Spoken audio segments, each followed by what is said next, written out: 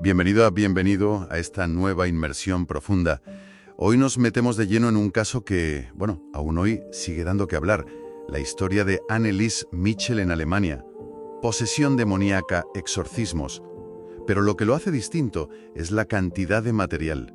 Hay informes médicos, psiquiátricos, un juicio y lo más fuerte, más de 40 horas de audio de los propios exorcismos. Exacto. Es que ese es un choque brutal, ¿no? Entre la medicina del siglo XX y unas creencias súper antiguas. Y todo en un momento muy concreto. La Alemania de los 70, con el eco del exorcista todavía reciente, y muchas tensiones en la Iglesia Católica después del Concilio Vaticano II. Vale, vamos a desgranar esto. Empecemos por ella, por Anneliese. Nacida en el 52 en Baviera, la describen como muy religiosa, quizá algo retraída. Creció en una familia muy estricta, con una idea del sufrimiento como una prueba, casi. Ella misma llegó a decir que quería expiar, ¿no?, por la juventud descarriada. Sí, esa idea del sacrificio estaba ahí. Pero el punto de inflexión, digamos, médico, llega en 1968. Tiene 16 años y sufre una convulsión muy fuerte. Empiezan años complicados.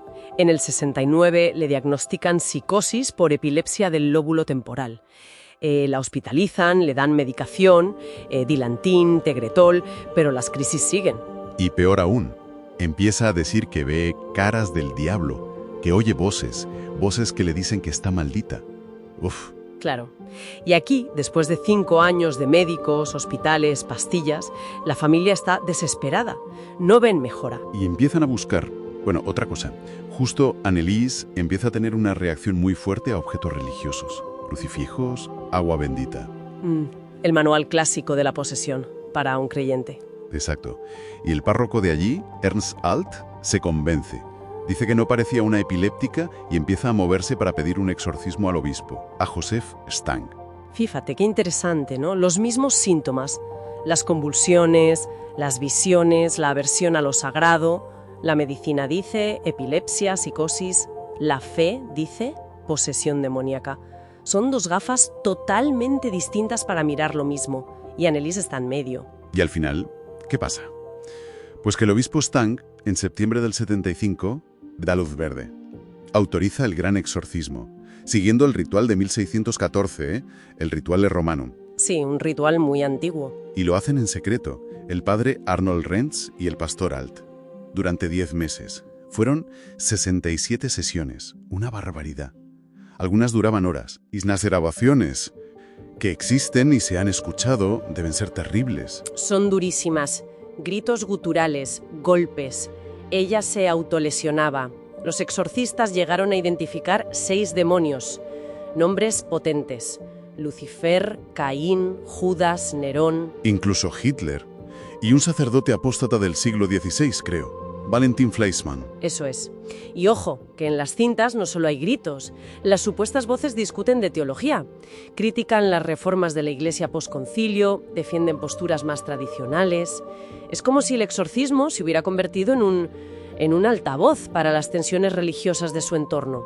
Porque ella era muy creyente y estaba formada en teología. No era ignorante en esos temas.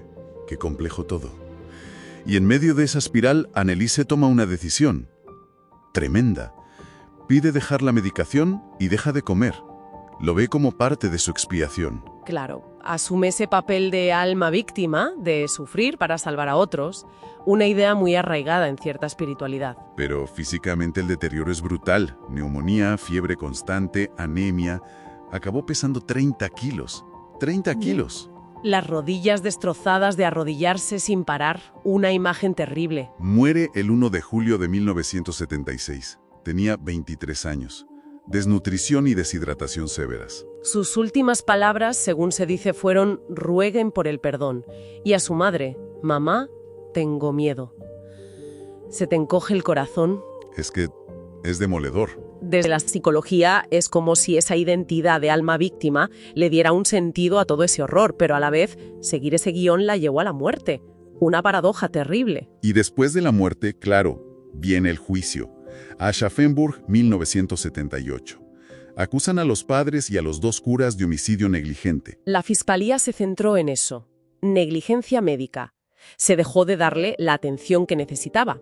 La defensa, en cambio, sacó la libertad religiosa y pusieron las cintas en el juicio. Vaya momento.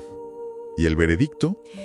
Pues fue un equilibrio complicado. Los declararon culpables de homicidio negligente, o sea, la obligación de cuidar primó legalmente.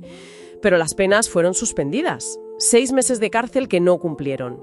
El tribunal reconoció que ya habían sufrido suficiente, sobre todo los padres.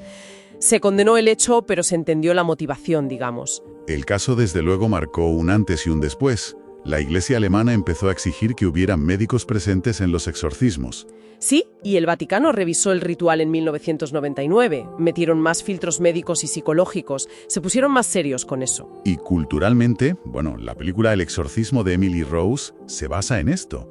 Y su tumba sigue siendo un lugar de peregrinación. Increíble. Nos deja ahí flotando esa pregunta tan incómoda, ¿no?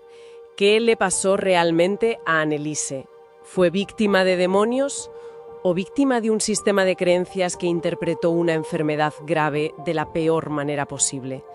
Una enfermedad que quizá, solo quizá, se podría haber tratado de otra forma. Es una advertencia muy potente sobre dónde están los límites y sobre cómo buscamos sentido al sufrimiento a veces, a un coste altísimo.